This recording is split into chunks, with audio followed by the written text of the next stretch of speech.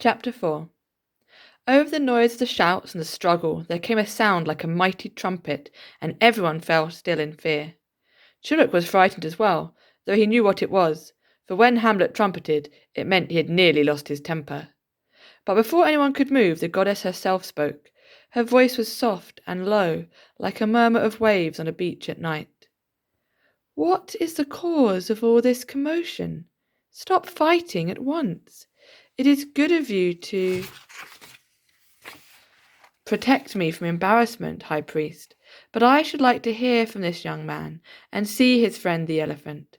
Come down to the water, both of you." Chuluk took Hamlet and saw the great beast was embarrassed as well. Hamlet stepped through the crowd, being very careful not to tread on any toes, and knelt down next to Chuluk on the sand. The slogans daubed on him were very clear in the moonlight. The goddess read them and asked Hamlet to turn round and show his other side.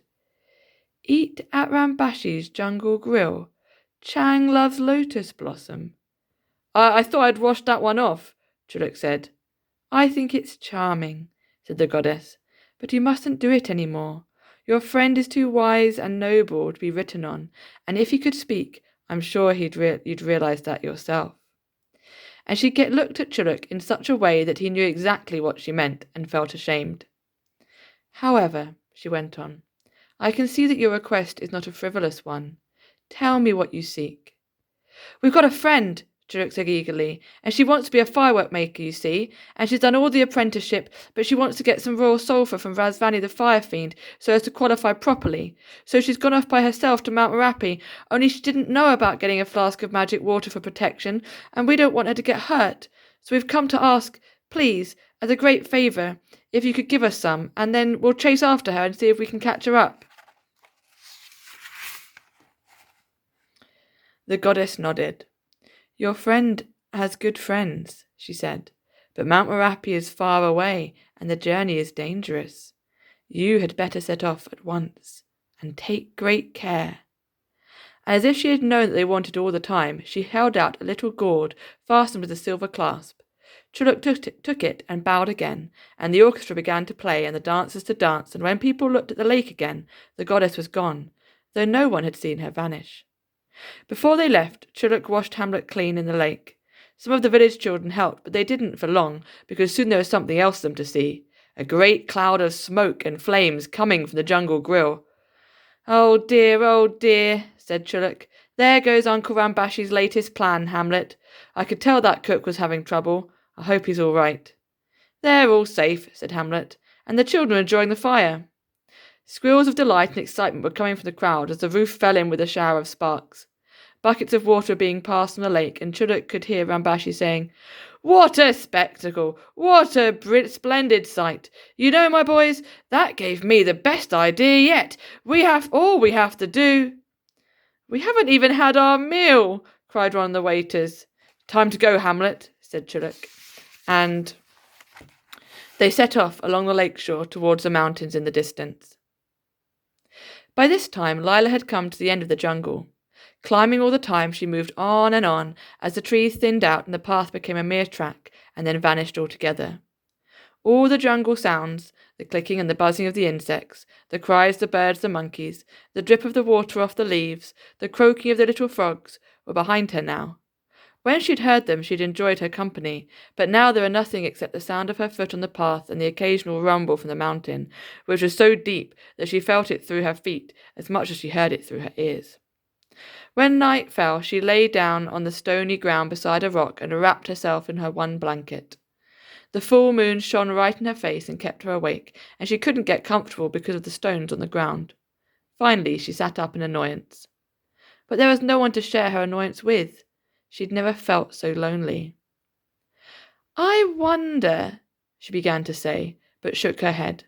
She hadn't come on this journey in order to wonder how things were at home. It was the way things were at home that had made her come on the journey, after all. "Well, if I can't sleep, I might as well keep on walking," she said to herself. She folded her blanket away and retied her sarong and tightened her sandals and set off again. The ground became steeper and steeper. Soon she could no longer see the top of Mount Merapi, so she knew she must be climbing the side of it. There were no plants at all here, not even shrubs or grass, just bare rock and loose stones, and the ground was warm. "I'm close," she said to herself. "It can't be far now." But as she said that, she set her foot on a stone, and it rolled under her weight, and she fell, and a dozen other rocks rolled down with her. All the breath was knocked out of her, and she had none left to cry out with as the rocks pummeled and battered her. The rocks bounded on down the mountainside until finally they came to rest a long way below. Lila sat up gingerly. "Ow," she said. "That was silly. I wasn't looking where I was putting my feet. I must be more careful." She got up and found that one of her sandals had come off and had tumbled down the mountain with the shoes. It was nowhere to be seen. Very delicately she put her naked foot down and found the ground was hot beneath it. Well, there was nothing she could do about that. And hadn't she come seeking fire? And hadn't she burnt herself time and time again as an apprentice? And what did she need delicate feet for anyway? On she climbed, higher and higher. Before long she came to the part of the slope where all the stones were loose, and where she slid back 2 steps for every 3 she took upwards. Her feet and legs were bruised and battered, and then she lost her other sandal, and nearly cried out in despair because there was no sign of the grotto, just an endless slope of hot, rough stones that tumbled and rolled underfoot.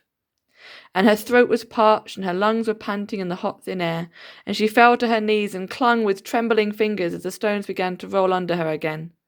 She let go of her little bag of food and her blanket. They didn't matter any more. The only thing that mattered was climbing on. She dragged herself on bleeding knees up and up, until every muscle hurt, until she had no breath left in her lungs, until she thought she was going to die, and still she went on. Then one stone bigger than the rest began to shift above her as the little stones beneath it tumbled down. It slid and rolled towards her, and as she had no strength to move, but the last second it bounded over her and rolled on down the mountainside in a cloud of dust and pebbles. Where it had been, there was a great hole as tall as a house.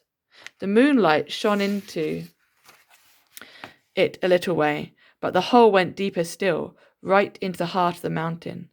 A gust of sulphur-laden smoke came billowing out, and Lila knew she had found her goal. It was the grotto of the fire fiend.